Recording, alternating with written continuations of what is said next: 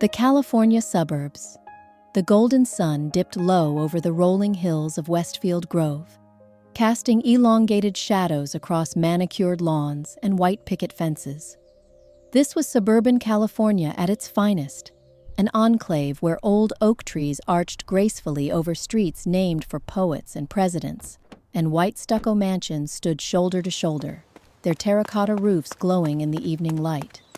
Every morning, the air carried the scent of blooming wisteria and distant eucalyptus, as joggers in designer tracksuits and retirees, walking purebred dogs, exchanged polite nods along the shaded sidewalks. Sure everything is in place for tomorrow. Emily stared out the passenger window of her husband's sleek silver Range Rover, drinking in the tableau. Since her whirlwind marriage to Robert Hayes, she had been swept from her modest upbringing in the heartland straight into a world of understated luxury. She was still learning the unspoken etiquette of Westfield Grove, how even small talk implied subtle hierarchies, and every house seemed to vibrate with unspoken stories. The Hayes residence sat at the curve of a tranquil cul-de-sac, its white columns and glass-paneled doors hinting at both tradition and modernity. Inside, everything gleamed. The marble-floored foyer opened onto airy rooms, painted in dove gray and pale blue, with expensive art dotting the walls and vases of lilies perfuming the air. The living room, with its vast windows, overlooked a sweeping backyard with a turquoise pool and sculpted gardens, a landscape so perfect that it seemed untouched by time. Yet beneath the calm facade was a sense of anticipation, something Emily couldn't quite pinpoint. On her first evening, as the last movers departed and the sun burned away in crimson bands, she was introduced to Anna, Robert's only daughter from his late wife. Anna was 16, tall, composed beyond her years, with cool gray eyes and a piercing intelligence. Their exchange was polite but distant, as though Anna were assessing the new arrival for motives and flaws. Robert, on the other hand, radiated confidence and charm, his attention moving deftly between his daughter and new wife, intent on setting the tone for their fresh start. Emily wandered through the house that night after the others went upstairs, fingers tracing along marble and mahogany. Portraits of Robert and Anna with his late wife hung in the hallway, silent witnesses to a history she hadn't lived. Even as she marveled at the enormous walk-in closet, the library lined with rare first editions, and the faint sound of jazz drifting from the smart speakers, she felt a gnawing sense of being out of place, as though she were treading carefully across someone else's story. The next morning, neighbors strolled by, their greetings gracious but inquisitive. Mrs. Caldwell from next door brought a casserole, while the Stantons across the street waved from their porch, their tween children peering out with barely disguised curiosity. Gossip ricocheted through the neighborhood like a well-played tennis match, and Emily sensed she'd landed in a world where everything, appearance, attitude, even one's voice, was appraised with clinical precision. Despite the grandeur and hospitality, there were unspoken tensions in the air. Anna maintained a chilly politeness, present at dinners but quick to retreat to her room. Robert balanced his work and home life with the practiced ease of a seasoned executive. His charm at times felt like a mask. Emily often wondered if the house, with its elegant quiet and immaculate order, was a refuge or a stage set for an audience she couldn't yet see. But she told herself this sense of displacement would pass. She was determined to build a real home here, to find her place in Robert and Anna's lives, no matter how foreign the landscape felt. That night, Mark. As she stood on the bedroom balcony at dusk, looking out across the city lights twinkling in the distance, Emily's heart beat with both hope and uncertainty, certain only of one thing. Her new life in Westfield Grove had just begun. Sweet beginnings. In the days that followed her arrival, Emily basked in the novelty of the life she had entered. Each morning began with sunlight filtering softly through linen curtains, dappling the bedroom with golden patterns. The kitchen would come alive with the hiss of the espresso machine and the scent of fresh croissants that Robert had started picking up at a nearby French bakery, a new ritual that seemed intended to ease her transition. He would smile over the breakfast table and speak with easy affection, sharing stories from his office or plans for the weekend, as though they had been married for years rather than weeks. Emily made a conscious effort to embrace her new role. She selected outfits from the wardrobe Robert had insisted she fill, not flashy, but elegant in a Westfield Grove kind of way, and learned which local boutiques and charities were the right ones to support. Her days became structured by Pilates classes, country club luncheons, and neighborhood coffee dates, each an initiation into the subtle, shifting alliances of the suburban elite. Neighbors continued to introduce themselves, usually with a casserole, a bottle of Napa Valley wine, or a request to join an upcoming event. Mrs. Colwell was especially attentive, eager to catch up over tea and dispense advice, both practical and pointed. The Stantons invited Emily and Robert to a backyard cookout, where Emily laughed in the glow of string lights, finding herself drawn into easy conversation with other wives who traded stories about their children's college acceptances and upcoming charity galas. Through it all, Robert's affection seemed genuine. He left her little notes in her purse, reserved a table at her favorite new restaurant, and boasted about her to neighbors and colleagues. There was a reassuring steadiness in his presence, something that pushed away her lingering doubts, at least during those first idyllic weeks. Anna, though, remained an enigma. While she was never outright rude, she kept Emily at arm's length with a kind of polite indifference that both frustrated and saddened her. Anna was always impeccably mannered, greeting Emily at the breakfast table and participating in required family dinners. But there was an unmistakable chill. Attempts to connect over favorite books, music, or even Anna's passion for equestrian sports often stalled after a few sentences. Emily told herself that trust and warmth took time, especially for a teenager who had lost her mother and was now adjusting to a new family dynamic. Yet there were small, hopeful signs.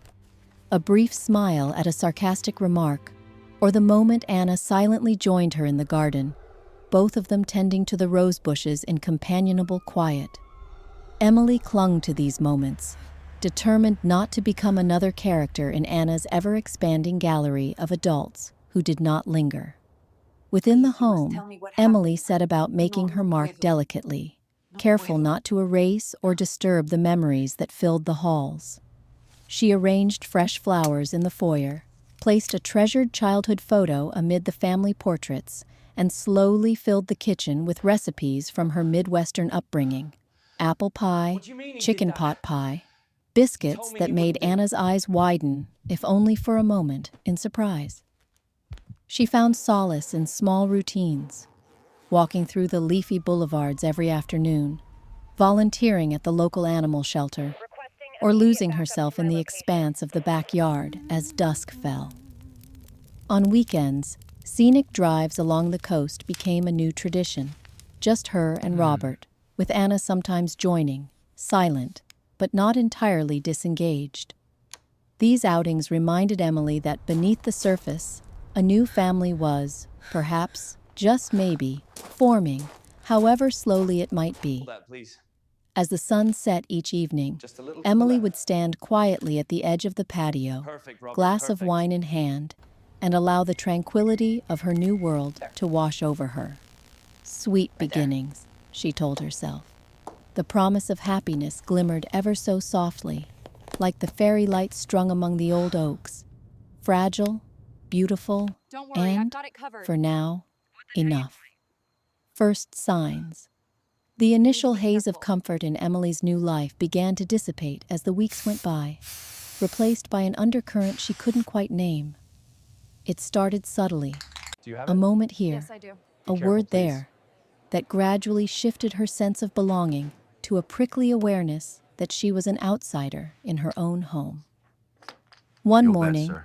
Emily found Robert's briefcase slightly ajar in the study. Papers were scattered inside, not the neat contracts and investment portfolios she had come to expect, but dense legal correspondence, some stamped in bold red with the words, "Confidential." The glance froze her. Among the documents, she caught the names of lawyers and references to a family trust she didn't recognize. You have it? Before she could linger, Robert's voice sounded from the hallway, and Emily closed the case with trembling hands, chiding herself for snooping. Yet the unease lingered. At breakfast, Anna and Robert would sometimes lapse into cryptic, low-voiced exchanges, breaking off abruptly whenever Emily entered the room. Once, while clearing away their empty mugs, Emily overheard Anna murmur, "But what if she asks questions?" To which Robert responded quietly, "She won't. Just act normal." The words buzzed in Emily's mind long after breakfast ended. Mail began arriving with increasing frequency, envelopes marked from law offices and banks addressed to Robert. When Emily brought them inside, Robert would slip them into his jacket pocket, his face carefully neutral. Emily tried to dismiss her suspicions, but one afternoon she caught sight of a letter left open on his desk. An update from a probate attorney regarding the estate of his late wife. Emily's throat tightened. She, too, was widowed once. The language of inheritance and legalities was not foreign to her, and yet she was never included in these conversations. Several times, Emily noticed Anna lurking near the study during phone calls, ears keen, eyes darting, not the behavior of a typical teenager. Anna seemed oddly invested whenever topics of the will or trust funds slipped out, her posture sharp with attention. It was the secrecy that grated. In moments alone, Robert would reassure Emily of his love and claim that these things were just routine. But his explanations always seemed too practiced, the details just vague enough to evade real scrutiny. I noticed it too.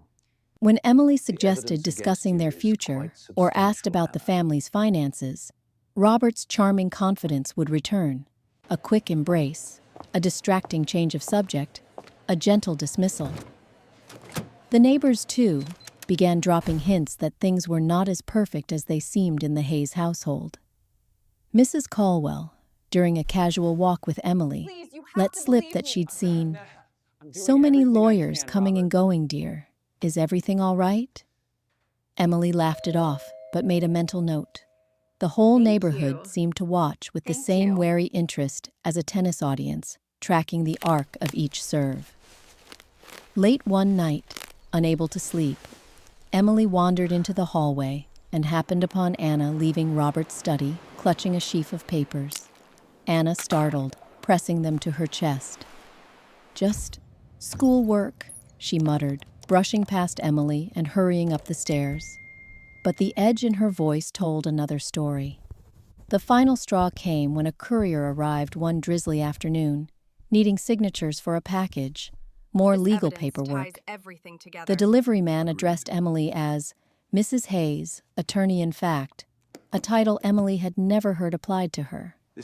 When she confronted Robert, he simply smiled, taking the documents and assuring her it was a harmless formality.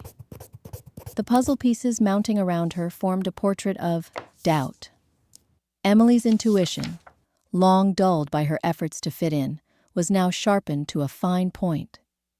She began to question every glance between Robert and Anna, each strangely timed phone call, every unexplained document, and every carefully enunciated reassurance.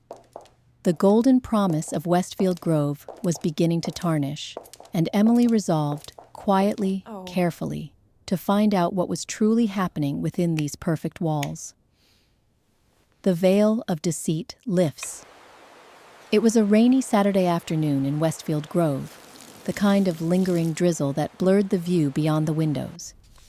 Inside the Hayes residence, the atmosphere matched the dreary sky, quiet, taut, expectant. Emily moved through the house with a nervous energy. restlessly straightening vases and tidying surfaces that were already immaculate. The sense of being observed weighed heavily on her, as if the walls themselves absorbed her every action and whispered her doubts aloud. Robert spent the afternoon sequestered in his study, phone pressed to his ear, voice lowered to a near whisper. Anna, on pretense of working on a school project, hovered nearby. Their presence, close but inaccessible, tightened the knot in Emily's stomach until she could barely focus. She tried distracting herself with a novel in the living room, but her eyes kept darting to the hall that led to Robert's closed office door. Thunder rumbled distantly as Emily paced through the foyer, her thoughts ricocheting. Why all the secrecy? What was in the documents that vanished soon after arriving? Why did even the simplest question about their finances or future prompt Robert's charming deflections? She suppressed these doubts in front of others, determined to act normal, as Robert had advised Anna. But in the solitude of her mind, every denial seemed to magnify the mystery. The moment of revelation arrived unexpectedly.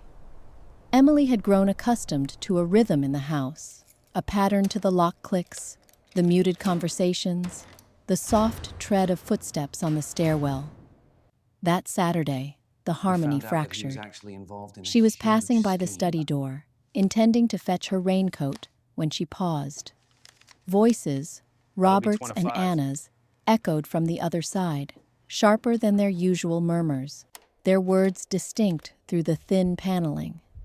Emily heard her own name, followed by the phrase, "She'll sign anything."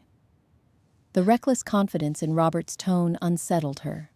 Anna's retort, edged with cold calculation, "It's the only way.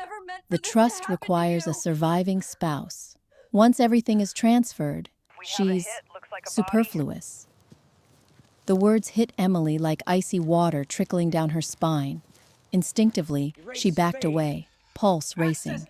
She retreated to the kitchen, hands shaking so violently she nearly dropped the glass she reached for. Her mind replayed the conversation in brutal clarity, legal terms like transfer, impersonal phrases like surviving spouse, and worst of all, the implication that her existence within this family was conditional, transactional.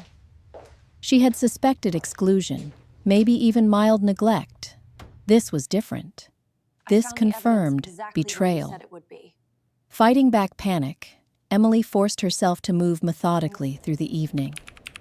She prepared dinner as usual, served the meal with practiced smiles, and watched, detached, as Anna and Robert carried on polite conversation as if nothing had happened. Emily's appetite evaporated, her throat tight with unshed tears, her mind racing with fragments of overheard dialogue. Later that night, as sleep eluded her, Emily retreated to the sanctuary of the guest room under the guise of a headache. Alone in the dim light, she replayed every interaction since moving to Westfield Grove. The knowing looks between father and daughter, sudden hushes in her presence, hastily locked drawers, ambiguous signatures. She pulled her knees to her chest, a fresh wave of nausea sweeping over her. For the first time, she truly felt like a stranger in her own life. Restless, she wandered the house in the pre-dawn dark, the storm's echo now a faint patter on the roof. On impulse, she stopped outside Robert's study. The door, never wholly shut, was ajar. Emily's heart hammered as she stepped inside, her fingers trembling as she investigated the mahogany desk. In a shallow drawer, barely concealed beneath files, she discovered copies of their marriage license, multiple legal forms bearing her forged signatures, and drafts of correspondence with lawyers. One document, entirely in legalese, bolstered her suspicion. Language authorizing the transfer of various assets and naming Emily as an intermediary beneficiary, only for that designation to dissolve after a set period or event. Photographs, too. One, a candid of her signing what she had thought was an insurance form, Robert's hand guiding hers, his smile overly reassuring. Another, more troubling, showed Anna at the same desk, reading what appeared to be a will or testament. As Emily sifted through these items, the depth of the deception became clear. Her role was never truly wife or partner, but more a pawn, a necessary piece in a legal chess game to preserve control over the family's considerable fortune. The house filled with expensive furniture and elegant meals suddenly seemed hollow, even sinister. Her mind reeled at the reality of being used by those she sought to trust. The emotional fallout was immediate. Grief, anger, humiliation, and a burning desire for answers collided in Emily's chest. She thought of calling someone, her old friend from Indiana maybe, or her cousin back home. But the hour was late, and shame stilled her hand. To voice what she'd discovered threatened to make it real and irreversible. But Emily's nature, honed by the hardships of a less affluent life, would not let resignation swallow her. After the initial wave of emotion, resolution bloomed quietly within her. She spent the rest of the night documenting what she found, snapping photos on her phone, making detailed notes in a password-protected file. She searched the web for law offices that specialized in inheritance and fraud, compiling a list to review when dawn came. She was cautious but thorough, determined to act without arousing suspicion. In the next days, she watched Anna and Robert with a new, clinical detachment. Their casual duplicity, masked as domestic routine, was unnerving to witness. Anna complimented her on her blueberry scones with a near-perfect smile, but avoided meeting Emily's eyes. Robert went out of his way to be affectionate, planning a weekend getaway for the two of them, insisting she didn't need to bring anything but herself. Emily forced herself to play along, perfecting her own mask. Letting them think she was oblivious became its own kind of power. Beneath her calm exterior brewed a fierce determination. She would reclaim her story, not as their victim, but as a woman willing to fight for her own dignity and justice. A new, sharper Emily emerged, quietly questioning, fiercely observant. She made copies of all paperwork she could find, kept her own records of conversations and schedules, and timed her movements so she would never again be caught unprepared. At night, she practiced things she might say to a lawyer, scribbling half-coherent drafts in a hidden notebook. One afternoon, while gardening to decompress, Emily caught a sliver of a conversation through the open patio doors. "Has she figured it out yet?" Anna whispered. Robert's reply was muffled, but Emily recognized the tension, the underlying fear that their plan might unravel. For now, she let them have their illusions. As the rains cleared over Westfield Grove, sunlight slanting once more through the trees, the facade of perfection erected by Robert and Anna stood trembling, only held up by the secrets they guarded so jealously. Emily knew the facade would not survive for long. She was determined to be ready for the battle that was sure to follow. The one for her own future, her self-respect, and for the truth she'd uncovered behind the veil of deceit. Gathering evidence in silence.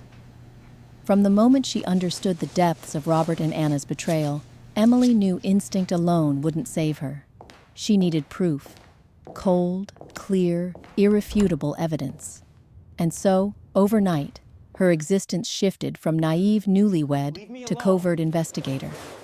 Everything inside the Hayes mansion took on new meaning. The creak of a stair, a casual glance between Robert and Anna, even the steady ticking of the kitchen clock. She began her campaign quietly, learning the daily rhythms of the house with fresh eyes. Robert's work routine was as predictable as clockwork. His study remained sanctum sanctorum during business hours, but on certain mornings, he'd leave early for meetings downtown, and Anna disappeared to her private equestrian lessons or high school classes. Emily seized those windows of time, with a steely calm she barely recognized in herself. Her first task was digital. She purchased a password-protected USB drive and hid it beneath a loose floorboard in the master closet, just in case her main device was ever searched. She combed through the family's desktop, ostensibly to organize tax records at Robert's suggestion, but in reality, copying every file related to legal documents, trusts, and real estate holdings. When she stumbled across PDFs titled with the late wife's name or ambiguous phrases like spousal waiver, she screenshotted and saved everything. She read late into the night, deciphering legalese as best as she could, her nerves taut as violin strings at every footstep she heard in the hallway. Paper evidence, she realized, was equally important. On the days Robert worked from home, Emily developed a system. She would bake or prepare an elaborate lunch, drawing him out of the study with the scent of fresh bread or a gentle nudge about his blood sugar. When he left his desk unattended, she snapped quick photos with her phone. Letters from probate attorneys, drafts of wills, correspondence between Robert and Anna's attorneys that referenced roles and transfers. Each time, she felt her heart bang against her chest like it was trying to burst free. Emily also started keeping a written log.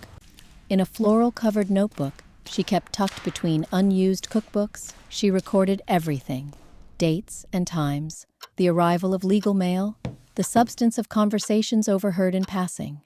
Sometimes she caught only fragments: Anna's sharp, "Don't let her see that," or Robert's coded reassurances. She transcribed these verbatim, including notes on context and mood. She even began experimenting with her phone's voice memo feature, setting it up discreetly during family dinners, especially after wine had loosened tongues. Her biggest worry was discovery. Every move required calculation. Once, Anna re-entered the study unexpectedly and caught Emily examining a stack of envelopes. For a split second, their eyes met, Anna's suspicious, Emily's feigning innocence. "Looking for the Netflix password," Emily fibbed, holding up a Post-it note. Anna's lips curled in a polite approximation of a smile, but Emily could read the warning in her eyes. Don't get too comfortable. Surreptitious surveillance within the house only got her so far, so Emily widened her approach. She volunteered to pick up the household mail from the community mailbox. Robert had never objected, and now it became an essential part of her evidence chain. She wore sunglasses and a wide-brimmed hat when she walked to the mailbox, scanning her neighbors' houses for curious eyes. Most of the community was more interested in their own gossip, but she left nothing to chance. On one rainy Wednesday, she intercepted a packet marked "Return Receipt Required." The sender, a downtown law firm. The recipient, Robert Hayes, C.O. Anna Hayes, authorized representative. Emily photographed the package before slipping it, unopened, onto Robert's desk. For the rest of the day, she replayed that envelope in her mind, piecing together its significance. Why designate Anna, a minor, as authorized representative? Her logbook grew more meticulous. But gathering proof wasn't enough. Emily needed expert eyes. That's him. She began researching attorneys on her phone, careful to delete her browsing history and use private tabs. She learned the basics about California inheritance law, spousal rights, and what constituted fraud. The legal language was dense, so she copied chunks of text into a separate document and annotated them in plain English. She rehearsed what she might say to a lawyer. Not just the facts, but the emotions too. The humiliation, the hope that maybe she was wrong, and the dread that she wasn't.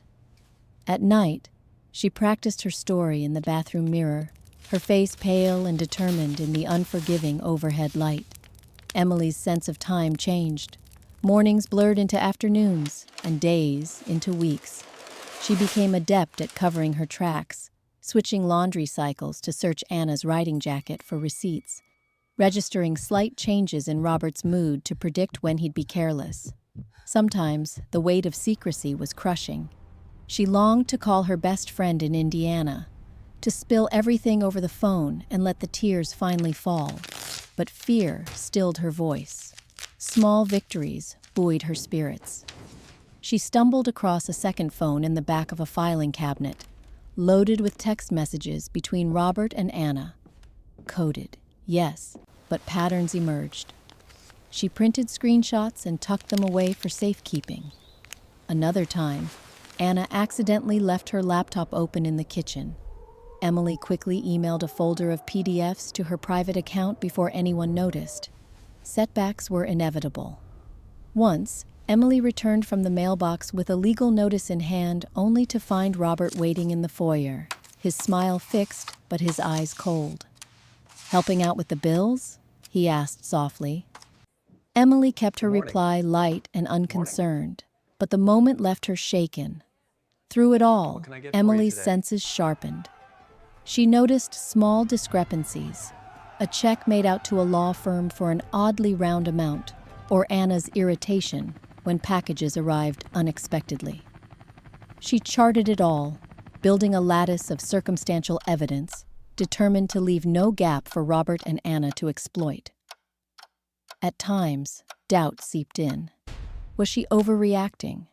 Could she still be imagining some of it, projecting old insecurities onto a new life? Each time she'd review her logs, the photos, the emails, a mosaic of duplicity that would not let her forget. By the end of a month, Emily had amassed a digital and physical archive. She organized the USB drive, encrypted her most sensitive files, and drafted a timeline of events. She even recorded a video diary, entry, raw and unedited, summarizing every major suspicion and evidence in her own words, in case anything happens. She encrypted it and shared it with a newly created email address, separate from her regular identity. Ready or not, Emily knew she was moving from survival to counterattack. Every shred of evidence, every whisper in the hallway, each forged signature and coded email would become the arsenal she'd need. The war was far from over, but the balance of power had shifted ever so slightly in her favor. And as she stared at her reflection on the dark window pane that night, Emily glimpsed something new in her own eyes. Not just fear, but the faint, persistent spark of hope, and the unyielding promise of justice to come. Working with the attorney, Emily had always believed in the value of quiet determination. But in the weeks after piecing together the extent of the deception, she understood determination alone might not be enough. She needed counsel, a voice experienced in navigating the murky legal waters of inheritance and betrayal. After careful research and more than one moment of hesitation, she dialed the number of the law office she'd found online under the guise of seeking estate planning advice. The receptionist's voice was calm and professional, promising a confidential consultation with Mr. Jonathan Carter, a senior attorney known for his work on high-profile estate disputes. The appointment was scheduled for a rainy Tuesday, early in the morning, before Robert or Anna would ever notice she'd gone. Emily dressed carefully, choosing a nondescript navy skirt and blouse, hoping to blend in with the preoccupied commuters in the city center. The drive was tense and silent, her hands white-knuckling the steering wheel as she rehearsed her story in her mind. I swear to tell the truth, the She whole parked truth, several blocks away nothing from but the truth, office so help and me walked God. in the light drizzle, heart hammering with each footstep. Mr. Carter's office occupied one floor in a glass-paneled high-rise overlooking the downtown skyline. The lobby was hushed and elegant, with abstract art on the walls and the faint scent of sandalwood in the air. Emily's fingers trembled as she filled out the intake forms at the front desk, her eyes darting around to make sure she hadn't been followed. When Carter finally called her into his spacious office, she was both relieved and paralyzed with anxiety. Jonathan Carter was in his early 50s, his hair salt and pepper, his voice steady and thoughtful. He gestured for Emily to sit across from him at a polished walnut table. "Let's start simply, Mrs. Hayes," he said gently, making no mention of her hollow cheeks or the way she twisted a tissue in her hands. "Tell me in your own words what's happening." As the story spilled from her in broken fragments, her suspicions, the overheard conversations, the mysterious documents, the forged signatures, Carter listened in silence. When she handed over her carefully catalogued folder of evidence and the encrypted USB drive, he reviewed their contents with methodical precision. By the time she finished, the morning sun was peeking through the fog, dappling the office with weak light. "It's clear you've been thorough," Carter finally said, sliding the files back to her side. "You're not just reacting emotionally. You have a real, actionable case. Let's talk about the best way forward. But first, I need to be honest about the risks." Emily's shoulders tensed. She nodded. "You've gathered compelling evidence," the attorney continued, "but the law will demand more. For your protection and to ensure your evidence is admissible, I'll need to document a chain of custody. Have you shared these files or details with anyone but me?" What were you doing in the "No, abandoned just warehouse on you," Elm Street that Emily night? replied quietly. "I was afraid." "That's wise. The element of surprise is your most powerful asset right now. But you need to stay vigilant. Any sign that Robert or Anna suspects you've gone to an attorney could affect how they act. From this point forward, you must communicate with me through secure channels only. No personal email, no phone conversations from your home. Do you understand?" Emily nodded. A plan was beginning to form. Carter outlined their next steps in careful detail. First, he would have his firm's in-house investigators authenticate the files Emily had collected and attempt to recover metadata, timestamps, IP addresses, device logs, that could prove the document's origins and establish the pattern of fraud. Second, Emily would need to swear an affidavit describing in her own words how she discovered each item, precisely where and when, to bolster the timeline of events. They discussed the power of attorney forms that Emily had allegedly signed. Carter explained that if they could demonstrate her signature had been forged or obtained under false pretenses, those documents could be nullified and criminal charges might even apply. He asked about other witnesses, household staff, neighbors, anyone who might have observed Robert and Anna's behavior. Emily's memory churned. The gardeners, Mrs. Caldwell next door, the courier who'd delivered the legal packet addressed to Anna. "You're fighting on two fronts," Carter summarized. "There's the legal battle over the estate, and there's your own safety and peace of mind. My advice, don't confront Robert or Anna directly. Let us handle the element of confrontation through legal channels, mediation, court orders if necessary. Your job is to maintain your routine and keep your head down." A sense of relief and terror mingled within Emily. For the first time since the ordeal began, she wasn't alone. There was a plan, a professional in her corner. But the stakes were real, and the process Carter described was arduous and slow. She understood intuitively that one false step, a suspicious word, a misplaced file, could tip off Robert, collapsing her fragile advantage.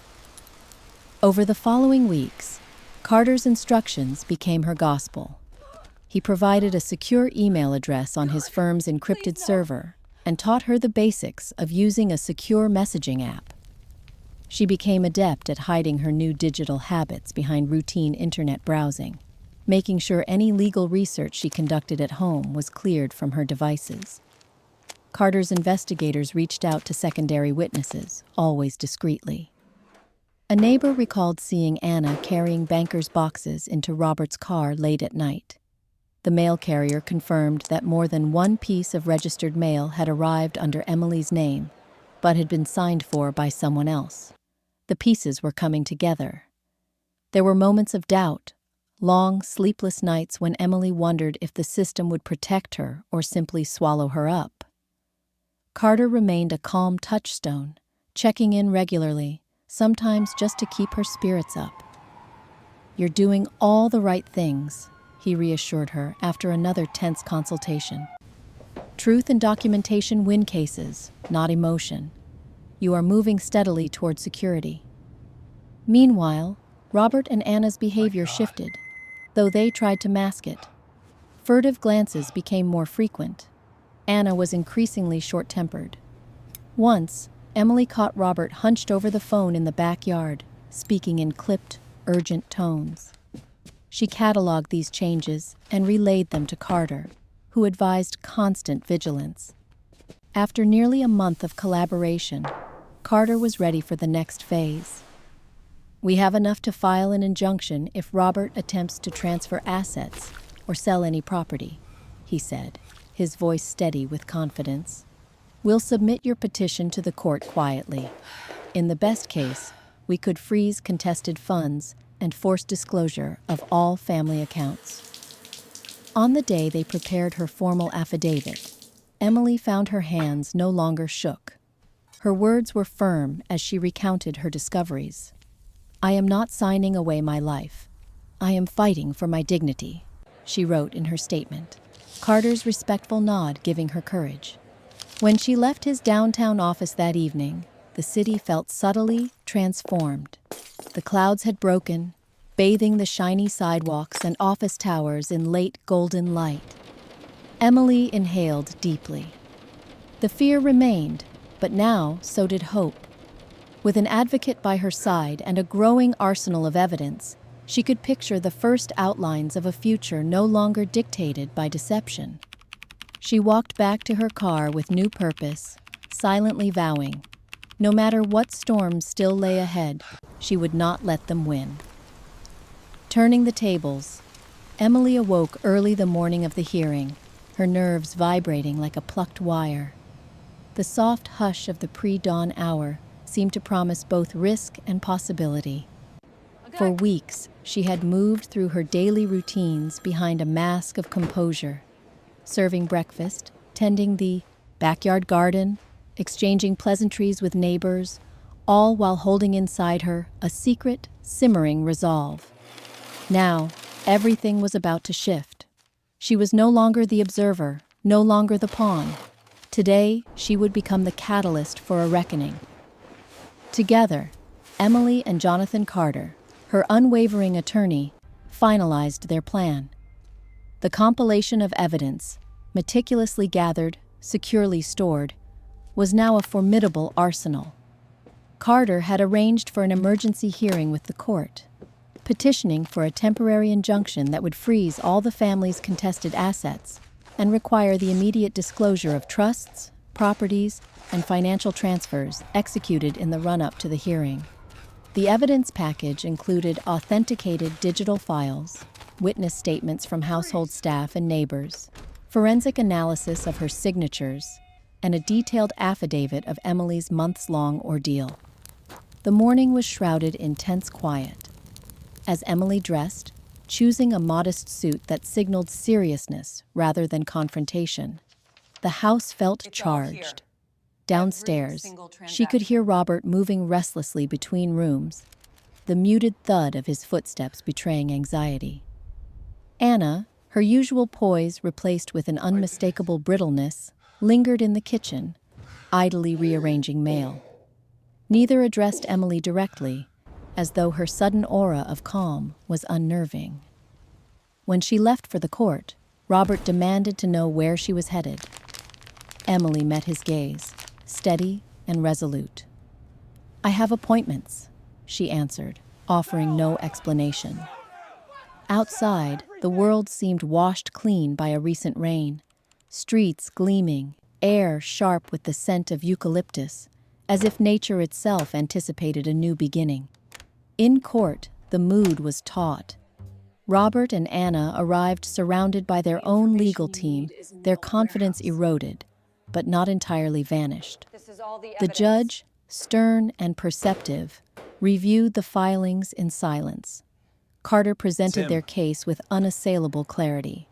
He began by laying out clear evidence of falsified documents and deceptive asset transfers, introducing emails threaded with code between Robert and Anna, bank records with irregular withdrawals, and expert testimony confirming the forgeries in Emily's name. Stand clear of the closing doors, As please. Carter called witnesses, the extent of Robert and Anna's efforts became irrefutably clear.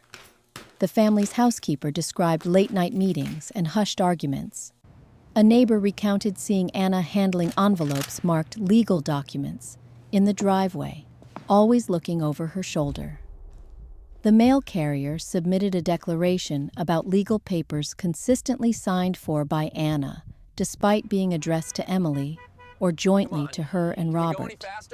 Robert's team tried to mount a defense, painting the situation as misunderstandings blown out of proportion. But the organized mountain of evidence left little room for doubt. The judge's questions grew pointed, particularly about the speed and secrecy with which assets had been moved, and the coercive circumstances under which Emily's consent had been obtained. It wasn't only the legal skirmish that unfolded. News of the case traveled quickly through Westfield Grove, trickling out from courthouse sources and leaked texts between neighbors.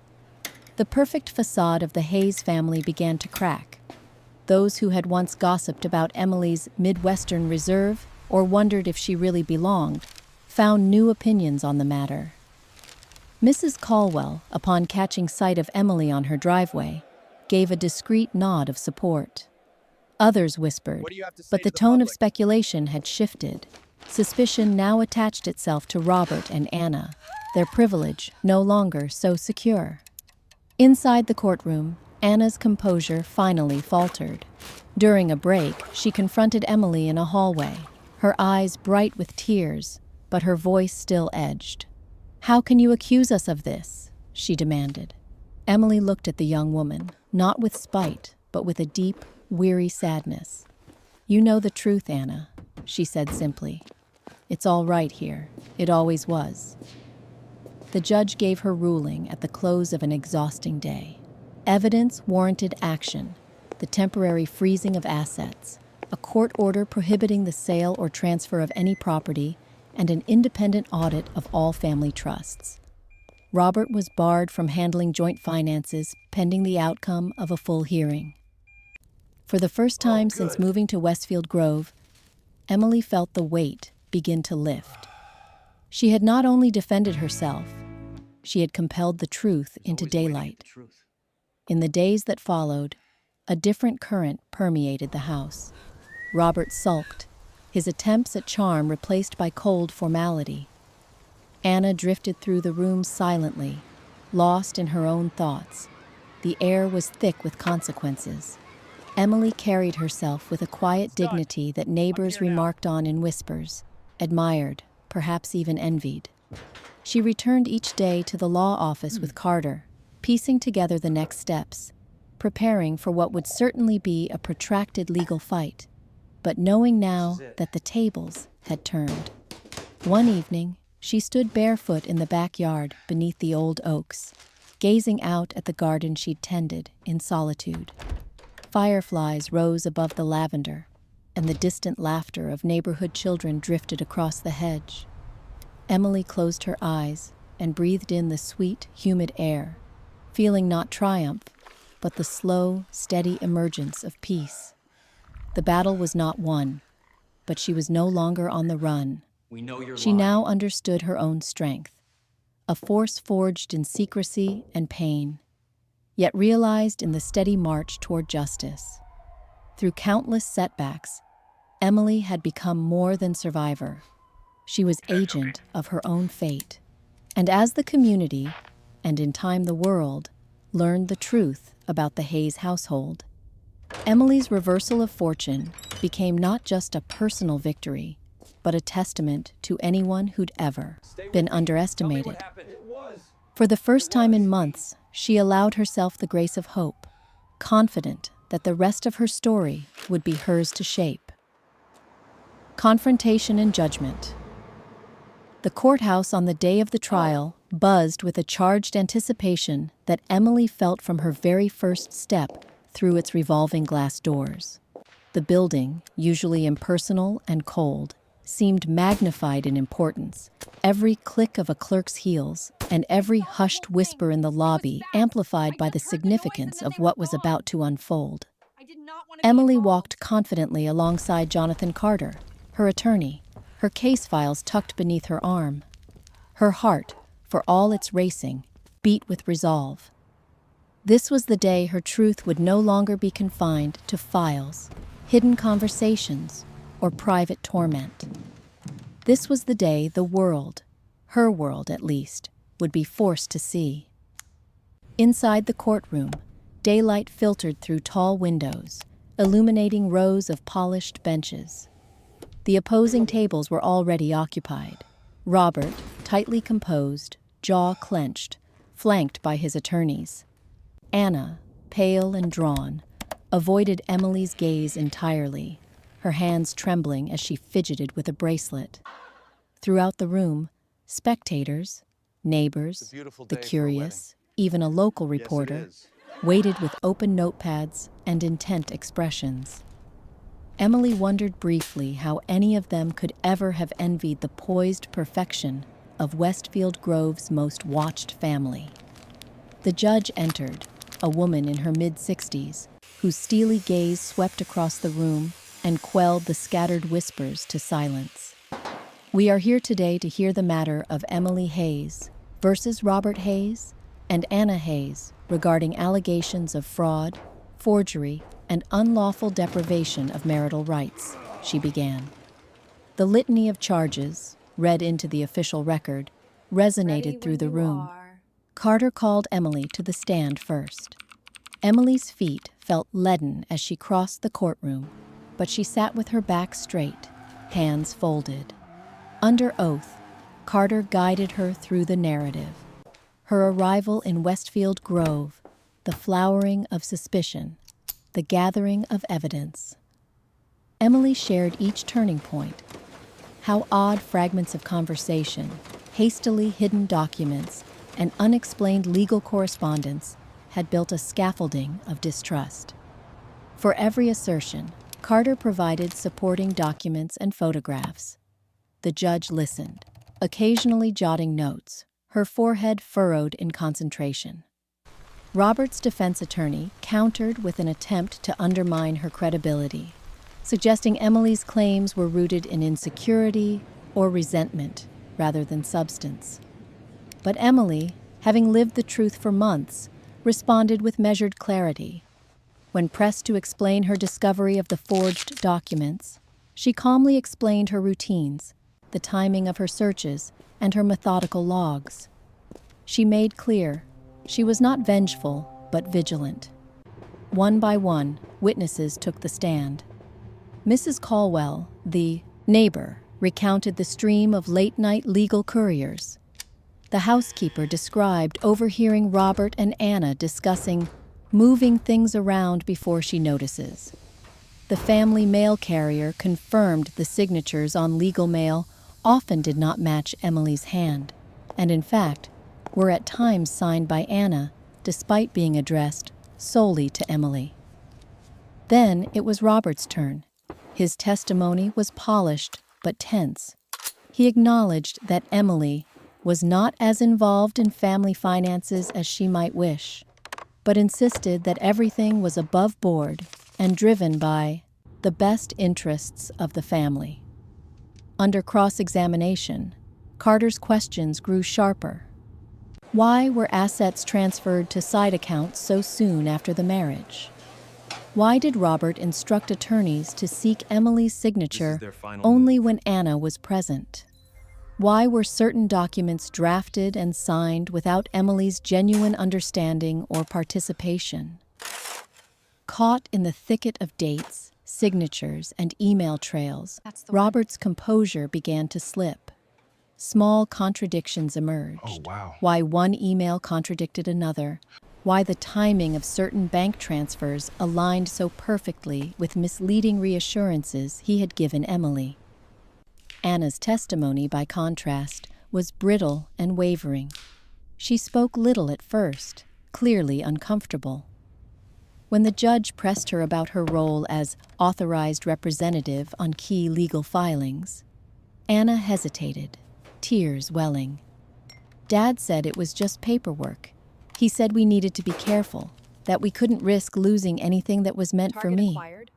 Her words trailed off into silence. Carter's last move was to introduce the forensic document examiner. The examiner explained, with charts projected for the judge, how several signatures attributed to Emily were likely forged, their pen pressure and slant inconsistent with her handwriting. This confirmation landed heavily on the room. Murmurs swept the gallery. Even the defense struggled to challenge the technical clarity of the report. During closing arguments, Carter didn't paint Emily as a victim seeking vengeance. Instead, he spoke of trust as the backbone of both law and marriage, how that trust had been weaponized, how Emily had been systematically cut out of decisions and used as a legal instrument, not treated as a partner or person. This case is not only about dollars or deeds, he concluded. It is about whether dignity, honesty, and equality mean anything inside a marriage or under the law. The defense pointed to Robert and Anna's anxiety as evidence of stress, not guilt. They claimed the missteps were misunderstandings, born of grief, and the challenges of forming a new blended family. But the judge's face remained impassive, her notes growing ever longer. Finally, the judge called for a recess to deliberate privately. The courtroom exhaled in a shared wave of breath. Emily stepped out into the courthouse hallway, leaning against a cool marble pillar. Carter stood with her quietly. "You did everything you could," he assured her, "and you did it with honor." When the courtroom was called back to order, the tension was palpable. The judge's decision, delivered in crisp, unwavering tones, left no ambiguity. She cited clear and convincing evidence of intentional deception and financial manipulation by Robert, and active participation by Anna. The judge ruled that all contested assets must be immediately frozen, and a full audit of the family trusts was to be conducted by an independent party. The forged powers of attorney and any documents obtained under false pretenses were nullified. Emily's marital rights were restored. Compensation and restitution were to be discussed in follow-up proceedings. Moreover, the judge reprimanded Robert for abusing his position of trust, both as a husband and father. Anna, though a minor and acting under her father's influence, was ordered into counseling, and her future inheritance would be held in strict court-monitored trust. As the gavel came down, Emily felt a tidal wash of emotions: vindication, exhaustion, release. She glanced toward Robert, who stiffened but did not meet her eyes, and to Anna, who wept silently. In that moment, Emily's sense of herself expanded, not defined by marriage or victimhood, but by her resilience and her refusal to be made invisible. As she stepped out of the courthouse into the bright afternoon sun, Emily realized that judgment was not merely the province of law. It was a turning of the page. The struggle was not only for what was lost, but for what could yet be rebuilt: dignity, autonomy, and the confidence that, even in the face of betrayal, her voice and her story would matter. Reclaiming justice. The verdict settled over Emily like the gentle hush that follows a storm. Not silent, but full of new sound, the faint murmur of promise and change. She stepped out of the courthouse into the dappled sunlight. The courthouse steps behind her filled with reporters, neighbors, and strangers watching her every move. For weeks, she dreamed of this moment, not as a decisive victory, but as a beginning, a harbinger of new possibilities, a reclamation of self. Please, you have to help me. In the days that immediately followed the ruling, I don't know events what to do. moved swiftly, almost dizzyingly.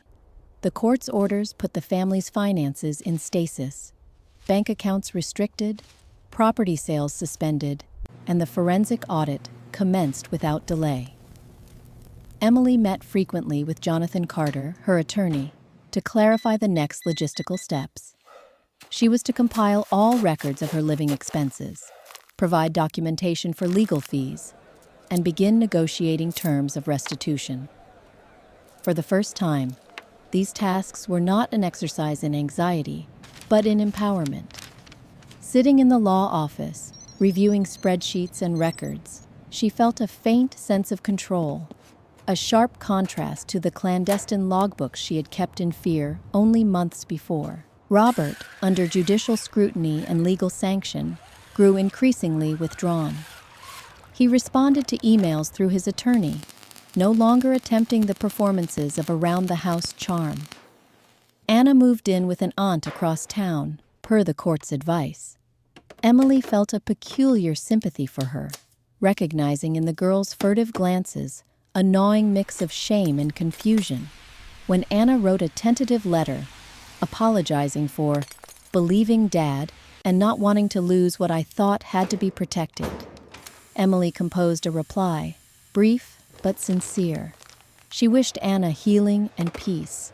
It was not forgiveness, not yet, but it was the closest either could manage. With Robert gone for hours at a time and Anna absent, the house became simultaneously cavernous and calm. Emily wandered the hallways, free of the old tension, unafraid of opening any door. She allowed herself small rituals, brewing morning coffee in the sunlit breakfast nook, returning treasured family photos to the walls, tending the rose bushes with decisive, restoring hands. At first, it felt like occupying a stranger's house, but each day she breathed a little more of her own presence into its corners. Every few days, notices would arrive from the court administrators and forensic auditors. Charts and inventories detailed which assets would be unfrozen, who was entitled to what, and what would remain sealed until the full restitution hearing. Emily, with Carter's support, provided statements about how she had been financially sidelined and emotionally manipulated. She advocated for therapy for Anna as part of the healing process. There was a sense of profound relief in being heard, finally, by the world outside the manicured cul-de-sac. Yet justice, she learned, was neither immediate nor absolute. Complications arose. Robert's team tried to stall, contesting audit procedures and attempting to introduce new evidence. Old anxieties resurfaced on sleepless nights.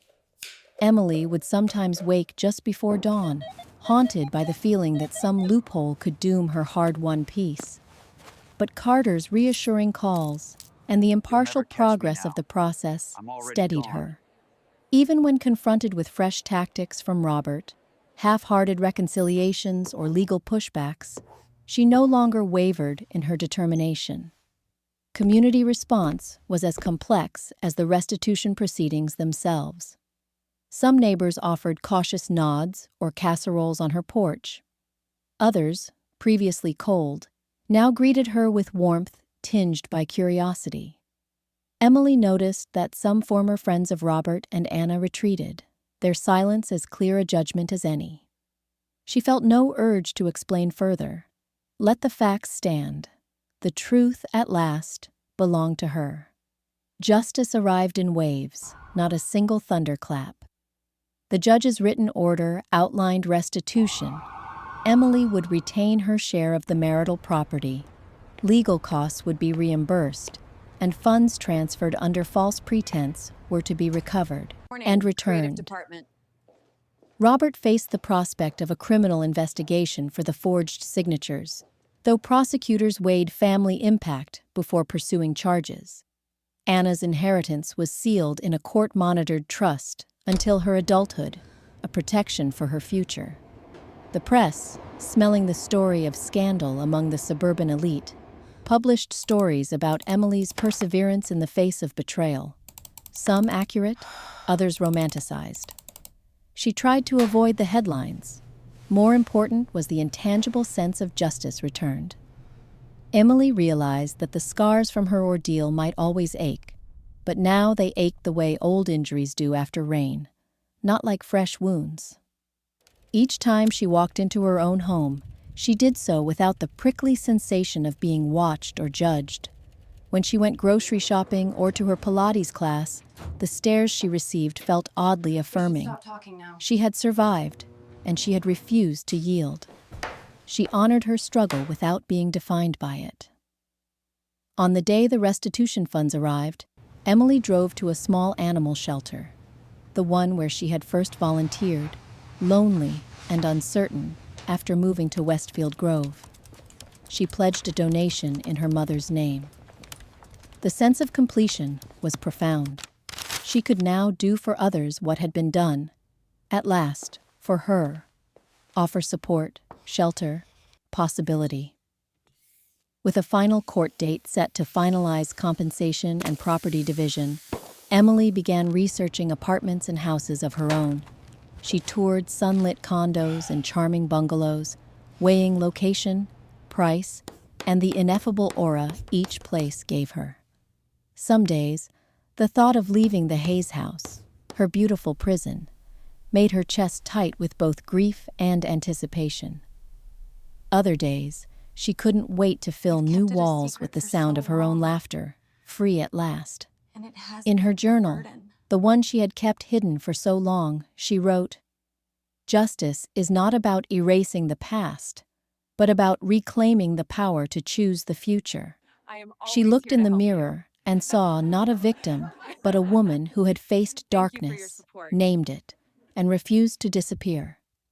Her story, so long shaped by the betrayals of others, was now indisputably her own.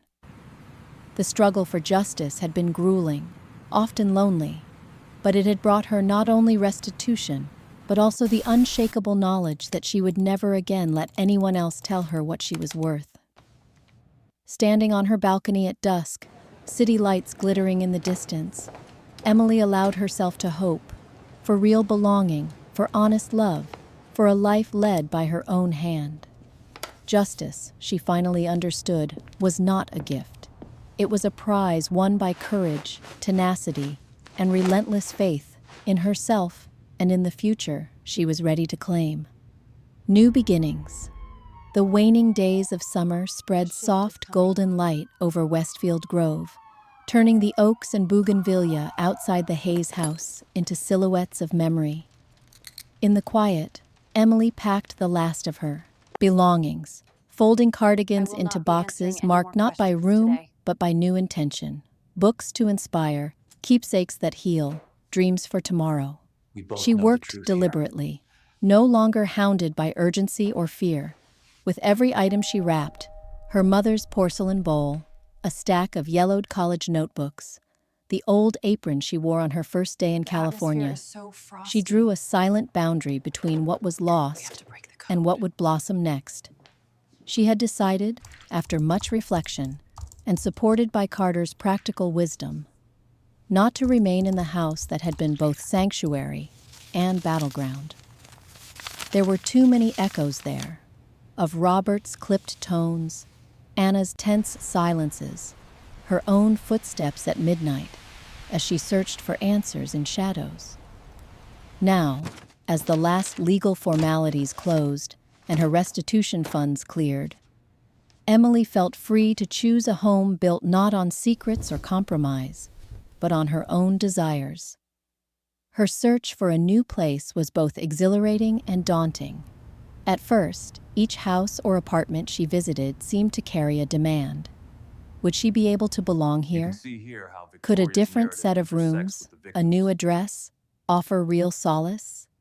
She explored neighborhoods both bustling and tranquil, viewing sunlit condos with floor-to-ceiling windows overlooking the city, modest bungalows with tangled gardens, even one art-filled loft above a bakery.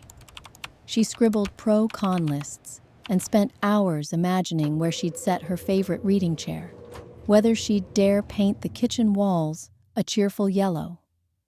Emily realized, as she weighed floor plans and scanned rental agreements, that she was relearning the art of asking herself what she wanted. For years, she had made choices calibrated to someone else's comfort, always peering ahead for signs of disapproval or hidden agendas. Now, She moved through each open house with growing confidence, pausing by windows to watch birds, letting recognize herself this picture? simply exist without apology or explanation. She finally chose a garden apartment on a quiet street, the kind where every neighbor's planter overflowed with lavender and rosemary. The space was modest but open, its walls painted a calming pale green, the living room washed in gentle afternoon light. There was a little patch of earth out back where Emily imagined planting a rose bush, something entirely hers, rooted in freedom rather than obligation. Moving in was an act of celebration. She enlisted the help of a local moving company, but carried her most precious things herself. Her journals, the signed copy of her favorite novel, a faded photo of her as a child beaming into the Indiana sunlight. At the threshold, she paused, feeling the way the silence was different here. Not empty, but full of promise. The first night, surrounded by unpacked boxes and the scent of new beginnings, Emily opened a bottle of inexpensive wine and toasted herself, laughing softly at the sheer audacity of hope. As she settled into her new routine, Emily encountered moments of unexpected peace and challenge. She joined a book club at the local library, her heart pounding the first evening she walked into the meeting room with a tin of homemade shortbread. The other members, a patchwork crew of retirees, young parents, and night shift nurses, welcomed her not as Robert Hayes's wife, but as Emily, thoughtful, quick to laugh, attentive. For the first time in years, she enjoyed the rhythms of conversation unshaped by calculation or caution. She resumed her volunteer work at the animal shelter. Zoom in right there. Now, instead of using it to escape, she found quiet fulfillment in it. She cherished each small act of care, brushing a shy beagle, coaxing kittens from under a blanket, helping an elderly couple pick out a companion. These small kindnesses, she realized, rebuilt faith in kindness itself, piece by piece. One of Emily's greatest challenges was navigating her place within the wider neighborhood. Westfield Grove, for all its glossy welcome, remembered everything. Some neighbors regarded her with new admiration, others with barely disguised curiosity, some with awkward embarrassment as if unsure which version of Mrs. Hayes they might be meeting. Emily learned to receive casseroles and cautious hugs with equal grace, deflecting nosy inquiries and sidestepping the kind of shallow gossip that once ruled her days. She also made peace with solitude, not the keening loneliness she once feared, but a steady, companionable quiet. She lingered over morning coffee, relished the freedom to walk barefoot through her apartment, danced alone to jazz albums when the mood struck. There were lonely hours, too, nights when the spaces felt too large, or when she wondered if trust and intimacy might always be colored by disappointment. But these spells gradually loosened their grip as Emily filled her new life with rituals and habits chosen solely by her. Perhaps the most meaningful transformation was in her sense of self. She kept journaling, this time chronicling not suspicions and fears, but hopes, plans, small daily victories. She wrote out goals, not just financial or legal, but human ones. Learn to cook something new every week. Say yes to friendship. Call home more. These were not resolutions meant to impress or shield herself. They were promises to honor her own growth. She did, eventually, reach out to her family and old friends, sharing her story not as drama, but as a testament to resilience and possibility. With each retelling, the pain grew less raw and the lessons clearer. To set boundaries, to recognize warning signs, to trust her intuition, and above all, to believe she deserved happiness unmarred by suspicion or manipulation. In time, Emily reconnected with Anna. One rainy afternoon, Anna sent a message asking to visit. When she arrived, awkward but sincere, Emily served tea at the small table in her new kitchen. The conversation was cautious, filled with apologies and admissions. Anna's confusion and anger at her father, Emily's recognition of the I heard a few hurts both had things. endured. "We both got lost in his story," Emily said quietly. "But you can start fresh, Anna. We both can." It wasn't a perfect reconciliation, but it was honest, a foundation for something real should Anna choose to build on it. Through every stage, Emily guarded the quiet pride that came from surviving. She often thought of Carter's last words in the courthouse. "You're not here because you won. You're here because you refused to give up on yourself."